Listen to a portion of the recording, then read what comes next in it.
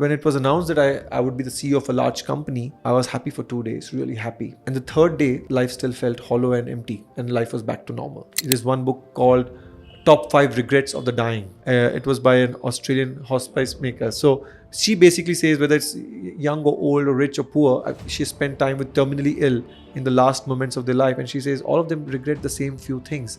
And they're not big things. Nobody regrets that they didn't have one extra bungalow or bank balance. They all regretted that we didn't spend time with family. We worked too hard and we kind of never kept in touch with friends. And was there a specific point that flipped this thinking for you, or it was just sort of a slow burn evolution?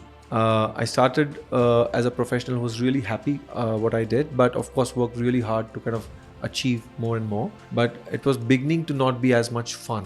Trying to overachieve in one part of life, right, and pausing another part, let's say parenting part, assuming that you can catch up on that later, is not going to happen. It's a false sort of premise. I hate that philosophy of do this, achieve this, and then be happy. I don't think that you can work hard and be happy at the same time. You can sequence it.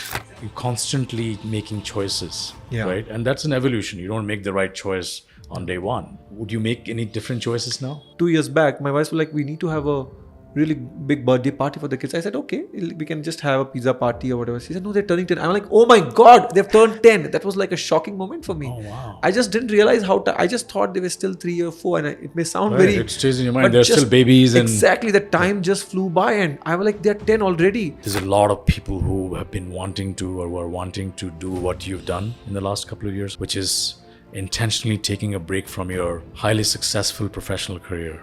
You didn't just leave any job. You are a CEO of a multi-billion-dollar business. Yeah. So I can totally imagine to walk away from all that. So one of the big thing for me during this phase of my life was how best can I capture that magic window, whatever is left of it, because I missed a large part of that.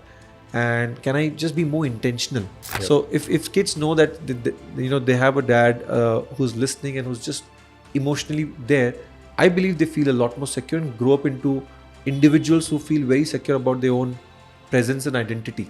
And the ultimate goal of life is not to maximize wealth, but to maximize happiness, good moments, joyful moments.